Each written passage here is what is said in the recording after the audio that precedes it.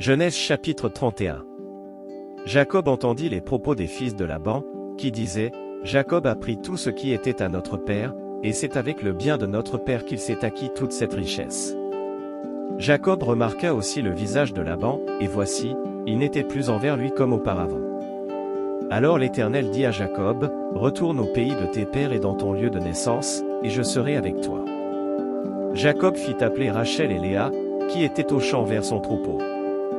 Il leur dit, je vois, au visage de votre père, qu'il n'est plus envers moi comme auparavant, mais le Dieu de mon père a été avec moi. Vous savez vous-même que j'ai servi votre père de tout mon pouvoir.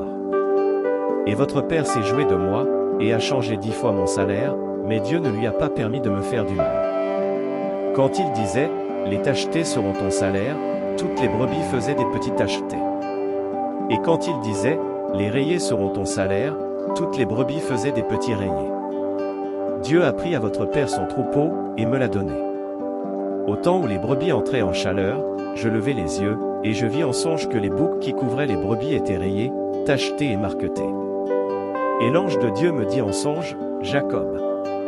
Je répondis, me voici. Il dit, lève les yeux, et regarde, tous les boucs qui couvrent les brebis sont rayés, tachetés et marquetés, car j'ai vu tout ce que te fait Laban.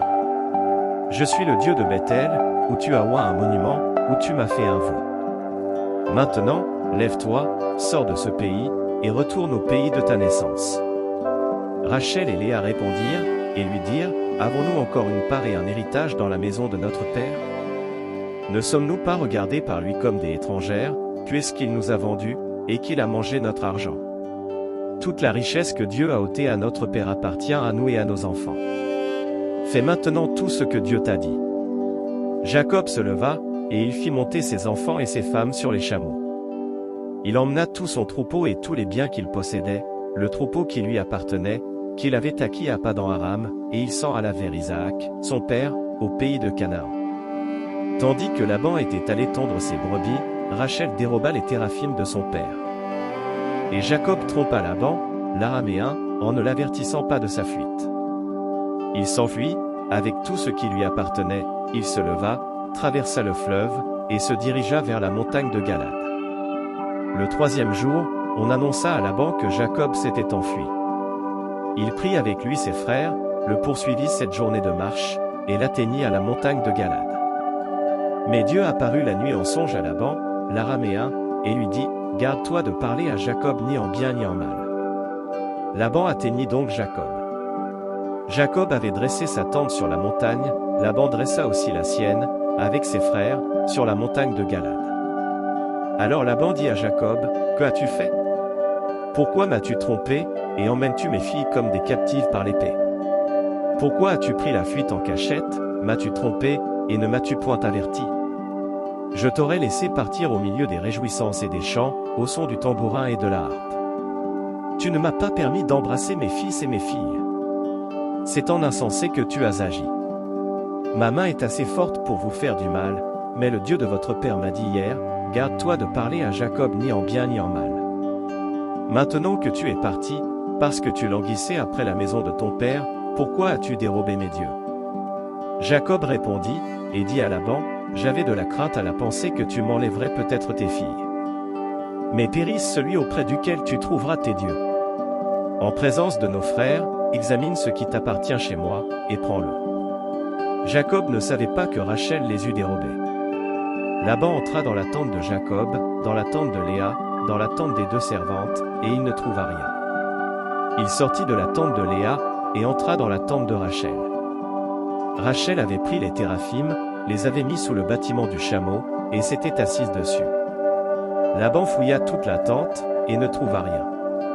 Elle dit à son père, que mon Seigneur ne se fâche point, si je ne puis me lever devant toi, car j'ai ce qui est ordinaire aux femmes. Il chercha, et ne trouva point les téraphimes. Jacob s'irrita, et querella Laban. Il reprit la parole, et lui dit, quel est mon crime, quel est mon péché, que tu me poursuives avec tant d'ardeur? Quand tu as fouillé tous mes effets, qu'as-tu trouvé des effets de ta maison? Produis-le ici devant mes frères et tes frères, et qu'ils prononcent entre nous deux.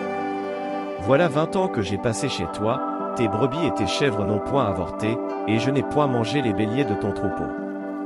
Je ne t'ai point rapporté de bêtes déchirées, j'en ai payé le dommage, tu me redemandais ce qu'on me volait de jour et ce qu'on me volait de nuit. La chaleur me dévorait pendant le jour, et le froid pendant la nuit, et le sommeil fuyait de mes yeux.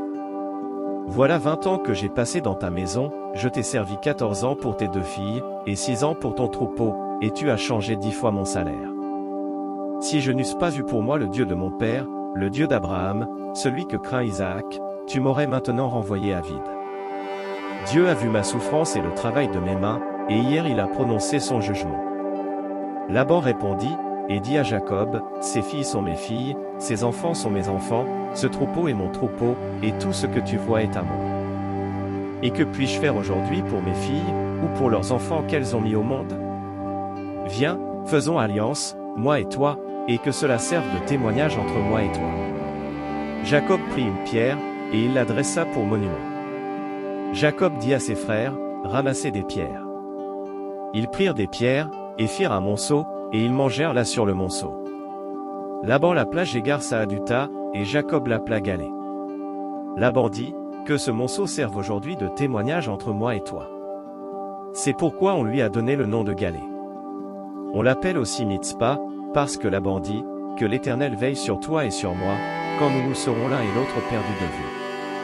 Si tu maltraites mes filles, et si tu prends encore d'autres femmes, ce n'est pas un homme qui sera avec nous, prends garde, c'est Dieu qui sera témoin entre moi et toi. Laban dit à Jacob, voici ce monceau, et voici ce monument que j'ai élevé entre moi et toi. Que ce monceau soit témoin et que ce monument soit témoin que je n'irai point vers toi au-delà de ce monceau, et que tu ne viendras point vers moi au-delà de ce monceau et de ce monument, pour agir méchamment. Que le Dieu d'Abraham et de Nachor, que le Dieu de leur père soit juge entre nous. Jacob jura par celui que craignait Isaac. Jacob offrit un sacrifice sur la montagne, et il invita ses frères à manger, ils mangèrent donc, et passèrent la nuit sur la montagne. Laban se leva de bon matin, baisa ses fils et ses filles, et les bénit. Ensuite il partit pour retourner dans sa demeure.